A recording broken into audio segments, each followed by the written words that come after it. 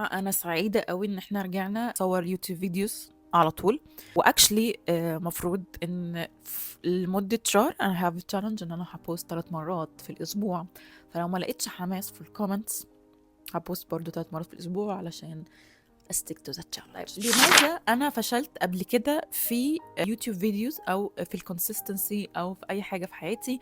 فالسبب مش الظروف، والسبب مش أي حاجة، السبب هو أنا وأنت سبب أساسي في فشلنا. حطش فشلنا على شماعات حاجة تانية غيرنا، عشان هو في الأول وفي الآخر إحنا سبب فشلنا.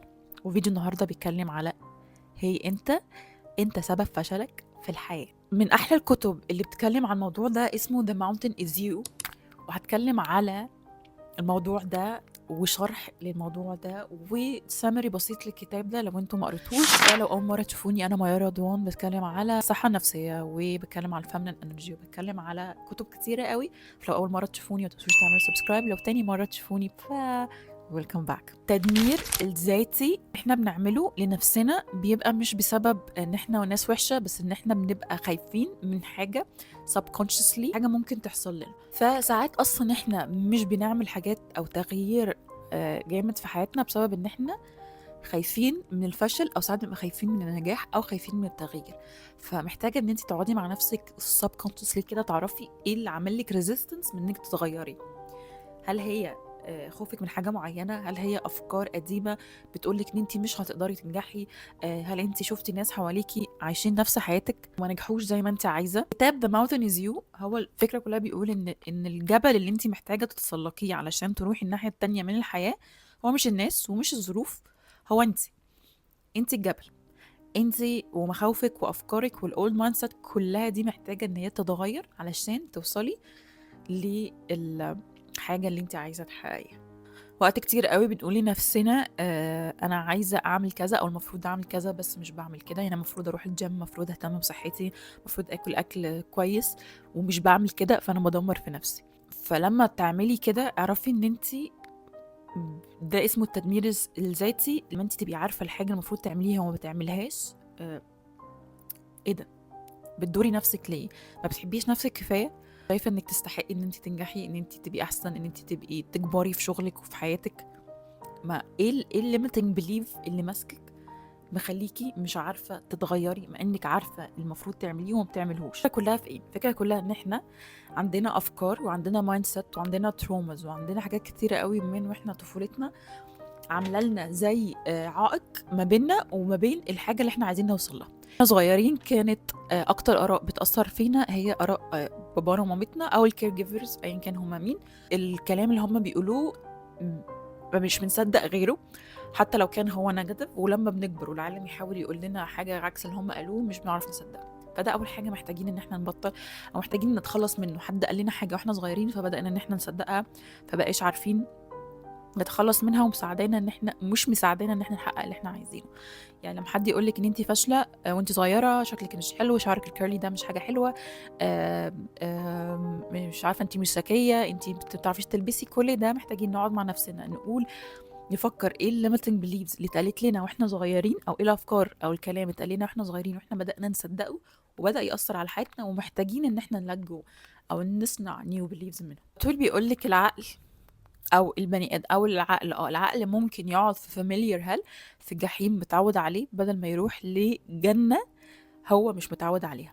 ودي مشكلتنا كلنا، احنا ممكن نقعد في مكان سيء وتوكسيك وناس زبالة وأشخاص صعبة جدا وبنتعامل أسوأ معاملة، بس عشان احنا متعودين على الموضوع فاحنا مش عايزين نطلع.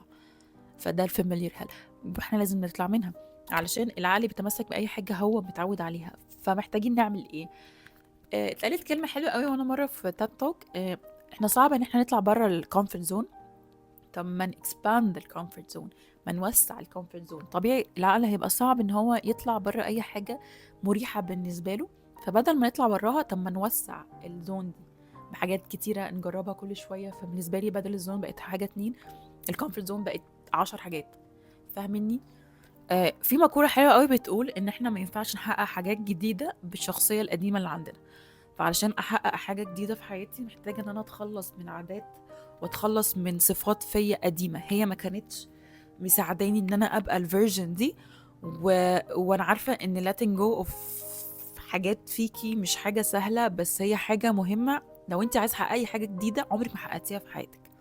فعلشان تحققي حاجة جديدة محتاجة تبقي شخصية جديدة. التدمير الذاتي بيبان قوي وتحسي ان انت مبوظة حياتك لما التغيير يبدأ يحصل، لما تبدأي تقربي بينك وبين اللي هتحققي خطوة، تبدأ بقى تحسي ان انت ايه ده، انا فاشلة، انا مستحقش، انا مش هينفع احقق ده، طيب واهلي، طيب والناس، طيب وات اف انا نجحت، طب وات اف انا فشلت، طب يا لهوي، فاهمة انت بتعملي ايه؟ فاهمة بتيجي بقى تخبطات فظيعة بتحصل لك، واللي هو في ايه، ما ننجح، ايه المشكلة، احنا نستاهل ان احنا ننجح. انا من الشخصيات اللي عندي اللي هو لما ابدا انجح برجع 100 ورا لورا، بخاف من النجاح. فاعتقد اني جوه احساسي او حاجه تروماتايزنج قالت لي ان انا ما استحقش ان انا انجح.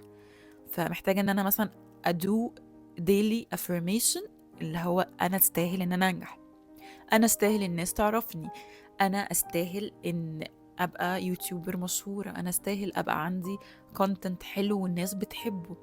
فحاسه ان انت محتاجه تعملي هيلينج كتير قوي لو انت بتدمري نفسك بنفسك. وونس ان الهيلينج از دون هتلاقي ان انت بتاتراكت النجاح بطريقه فظيعه ومش بتاثري على نفسك، عشان اصعب حاجه ان البني ادم يبقى عدو نفسه. ازاي تقللي من التدمير الذاتي؟ راقبي نفسك من غير ما تحكمي عليها. شوفي لما انت تقربي ان انت تغيري من نفسك وان انت تبداي تنجحي، افكارك بتبقى عامله ازاي، تبداي تعملي ايه. حاولي تكتبي بوينتس بالحاجات دي، ده بيساعدك انك تكوني اوير بالحاجات اللي انت بتعمليها عشان تصعبي الدنيا على نفسك.